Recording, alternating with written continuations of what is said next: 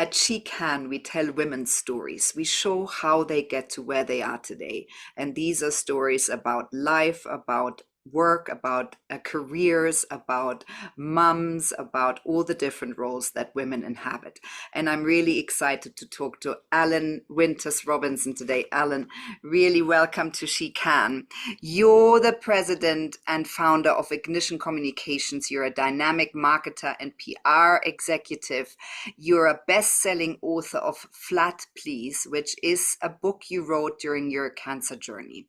You Yes. are a public speaker. You're the CEO of Lindell Project, and you set up AskEllyn. And now AskEllyn is a really revolutionary tool for women on their cancer journey. It's a first conversational AI for those with breast cancer.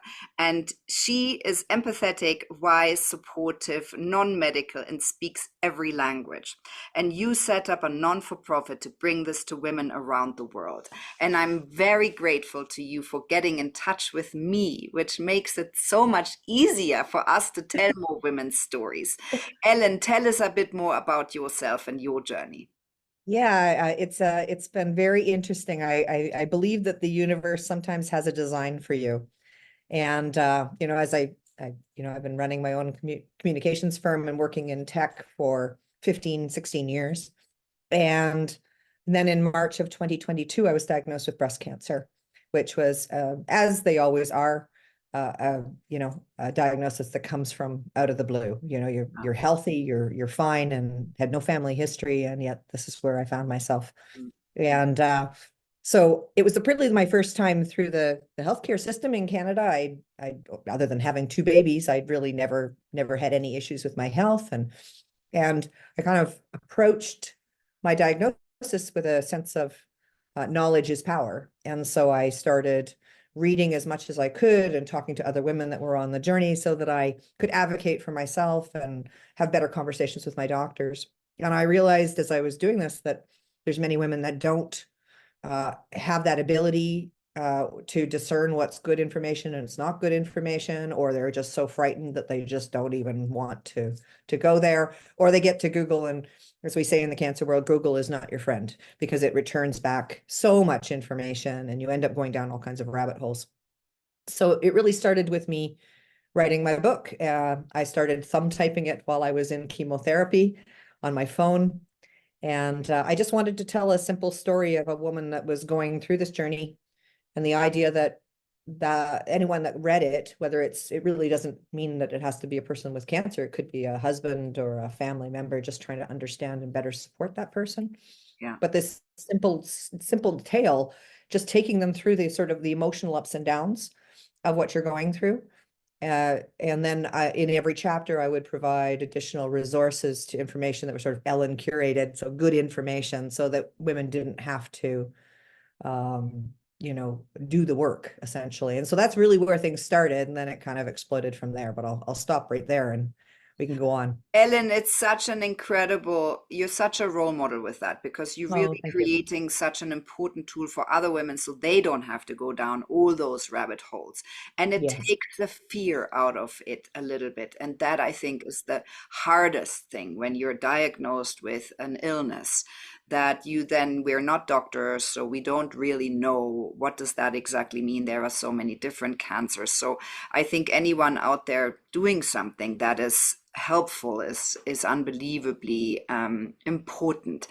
Ellyn, so tell us a little bit more about your professional journey and how did that help you on this journey where you're trying to really help women on their cancer journey?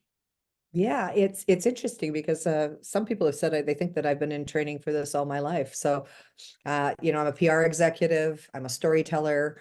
I work with journalists and placing stories. So I'm very used to sort of being that person behind the scenes that is coordinating and finding my clients opportunities to tell their stories. And I've got I know how to network and I know how to approach people. And so, as things started to evolve and the book came out, and then we created AskEllyn, which is, a very interesting concept I found myself, and then I formed this nonprofit. So now I was in a whole new world, and I was actually now pitching for myself and Mm. telling the stories for myself. And, there's some new things that are, of course, fundraising for a nonprofit is something that I've never done before, but I think yeah, it's just interesting how all these things have come together, even my work in tech and the fact that, I mean, never in a million years did I think that I would be building out, tech, obviously with the support of an amazing technology team. I take no credit for that. Yeah. But to have some technology out there that is really, I think, breaking new ground is something that I just never thought that I would be doing, but here I am. Ellen, and so how is it telling your own story versus telling the story of, some techie company's news? It's interesting because I work with a lot of tech startups, and you see a sense of, in founders, this just innate belief, this tenacity and grit, and just almost, and I use this in the kindest way, almost a zealotry that they can see the world in a different way, and they are willing, and it allows them to push through all the downs because they can see so clearly what the vision is. And I now really innately understand that. I can see a world so clearly where every woman who is diagnosed with breast cancer, in fact, it's a bigger vision than that. It's any woman, any individual who is facing any kind of diagnosis should never walk alone. And Yeah. that's really the mission of the Lindell Project that I've created. It's a pretty ambitious goal, but I can see it very clearly. Yeah, we love women who dream big because you are all showing others how to walk this road. Ellen, so tell us what your main motivator is. So it's really around AskEllyn. I mean, the book, we can only sell so many copies of a book, of course, and it's a very traditional form, and obviously it's available for people if they want to read it. But the ambition is really oriented around AskEllyn.ai. So just to give you a little bit of a story there. So that again was an accidental journey. I was on a call having nothing to do with anything in my cancer journey with a very talented team of technologists here in Canada. And I mentioned to them that I had written this book. And unbeknownst to me, they were working with artificial intelligence, and they wanted to do something around AI for good. And there's a lot of fear associated with AI, a lot of concerns around it, and what risks it might create, what threats it might create. So they wanted to prove to the world that this could be used in a really meaningful way. And so the one fellow, he's very inquisitive, and he started peppering me with questions about the fact that I had breast cancer, and I sent him my manuscript. Within 3 weeks, they had AskEllyn.ai, the initial version of it was up and running. And what they did was, in the AI world, AI is a mathematical algorithm, and it needs to learn off something, some set of data. And in the language world, they called it a large learning language model. So they used my book as that large learning language model. So she now understood my story and was able to answer questions based on the story that I told within my book. And then that's paired up with OpenAI and ChatGPT's understanding of the world. And it's really quite a powerful tool. And the way they designed her is just absolutely insane. She's very empathetic. She always will incorporate a little bit of my lived experience into that story, but she really can answer questions on anything. I had a long chat with her about going to Italy the other day, and and um, and she's always supportive. And the other rule that we put in place was that she cannot be medical at all. So she's non-medical. So she not only helps patients, but clinicians, I'm actually a little pleasantly surprised by this. Doctors love her because they see a gap when patients are emotionally, distraught by their diagnosis. But a doctor can't be there at 2 o'clock in the morning. No. And they know that they're not able, with the constraints of the medical system, they're just not able to provide that kind of, nor do they even have that empathy because they've not had the lived experience of having a diagnosis like this. And so so as we bring her to market, that's really the ability now to scale. So I can now, instead of selling a few books to a few women, AskEllyn being free, literally millions of women around the world will be able to access her and speak to her in their own language. So that's really where my ambition lies. Which is such an amazing mission, Ellen, and thank you for that. And I know that women from all over the world access this AI tool between 1 and 5 in the morning, right? So that seems to be when women lie awake, terrified of what the future holds, and need a Yeah. tool that they can speak to, 24/7. Ellen, so Yeah. what do you think are the top qualities you have that make you so good in being a PR executive, but also now on this new journey with pushing out Ask Ellen into the world? I think, well, there's a few things. One is I think, having a good storytelling ability is, I'm a big believer in telling stories. That's how we communicate as human beings. And so understanding how a story is framed out and being vulnerable and willing to share my story. A lot of people are very, very private about a cancer diagnosis. And for me, that wasn't the way I wanted to roll. So that's one. I think the tenaciousness of, being a PR person and reaching out to media, you hear no a lot, it's sales in another form. And so, and running my own business for 15 years. So, learning to hear no, pushing through no, just really that, drive to make sure that the right people hear your story is another quality. And then just, I think the networking ability, being able to stitch together and connect other people, Mm, even if it's not going to serve me, but, being able to connect one person to another and create something greater from that, I think is something that I do quite well. So. yeah.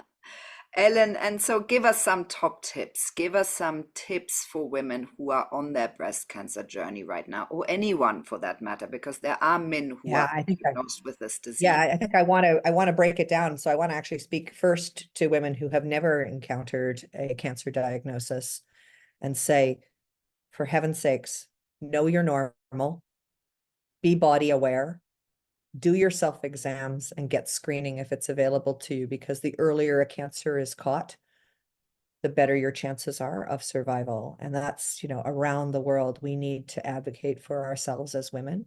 There's still a tremendous amount, unfortunately, a tremendous amount of paternalism and gaslighting that goes on in the healthcare world.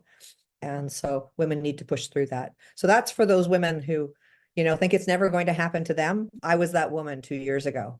It was never going to happen to me. Mm. And so we need to know that 1 in 8 women in their lifetime will experience a diagnosis of breast cancer. And so, if not you, it's going to be someone you know. So we need to band together on that one. And then for those women that are on the breast cancer journey, you know that there's a tremendous community of individuals out there. We say it's the worst club in the world, but with the best members. And that there are women like me out there who are there to hold your hand, and we'll get you through this. It's not an easy journey. But it's actually one, weirdly, that I look back on with a tremendous amount of gratitude, because it does make you take stock of things in your life. And there's quite a number of people who experience some form of trauma, who they actually call it post-traumatic growth, who then go on to do really tremendous and meaningful things after a diagnosis. So. Yeah, thank you for your beautiful and important words, Ellen, and for saying that the health industry as a sector, really, women are still severely underfunded, under-researched, and that then Yeah. shows in all the areas that any illness that women can get. Yeah. Ellen, so what are you most proud of to date? Oh my gosh. Well, I'm proud of me. Having a cancer diagnosis, the first 4 weeks I literally could not get off the floor. I was crippled with anxiety and fear, and you learn how very tough and resilient you are as a human being. There's not much I'm afraid of anymore.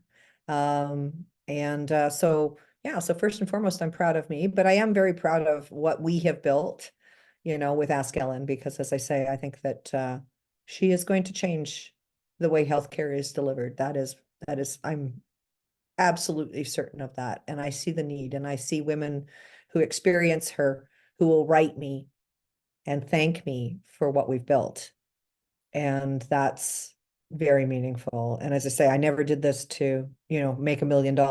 I did this because this was important that we help other women. Yeah. And if I can do that, then I think I've left a very good legacy. And we're very thankful for your high level of service, Ellen. And tell us what your plans and goals are. What are the next years looking like? Yeah. So first and foremost, I am fundraising for the Lindell project because there are costs, obviously operating costs associated with AskEllyn, and we want her always to be free to anyone who needs her. And so, I'm doing a lot of talking to foundations and family offices and large corporates. Just did a global webinar with GE Healthcare recently. So there's a lot of interest, but the fundraising work is, as we all know, very hard. Yeah, But and it does require some tenacity. So that's my first priority right now. And then second, if we can raise the funds, obviously bringing AskEllyn to the world and making sure that every woman has access to her is priority number one. But then the ambition would be to then grow this category of conversational care to have different versions of this. So ask Rob about lung cancer, or ask Marie around pancreatic cancer. And so the idea that, every diagnosis, not just cancer, because it could be for MS or Parkinson's or anything where people need a sense of community, yeah, and are traumatized together and need that hand to hold. So that's a much longer term ambition, but yeah. yeah, where Thank I you want to for go. this amazingly big vision, Ellen. So tell us what fundraising efforts you're running right now. How much do you have to raise by when? What is it for? So my ambition would be to, and I've just actually received my first grant, so we're very excited about that. Congrats. My ambition would be to try and raise about $1 million in 2024 to really fuel our growth.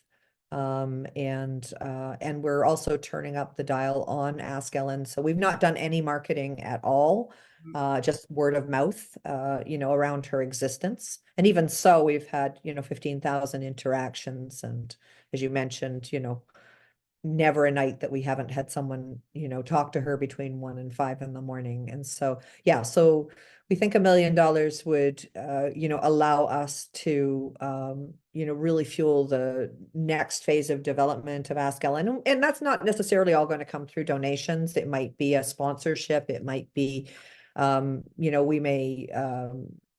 we may look at ad revenue on the site or something along those lines. We're building out a bunch more content for her. So there's different revenue sources. We're not just putting our hand out. Yeah. Ellen, so who are your role models? Who are the people who motivate and inspire you? Oh um, my dad. Mm. He was a very important person in my life, and I think I got a lot of my tenacity from him. And actually, the Lindell Project, Lindell was his first name, and so I named my foundation after him. So he was very much a role model in my life, a very intelligent, very kind man. So yeah, so number one would be my dad. Thank you, Ellen. Thank you so much for telling your story to us today. What a revolutionary, new, important venture you're pushing out into the world, and we can't wait to see more of it. Thank you so much, Stephanie, for this opportunity.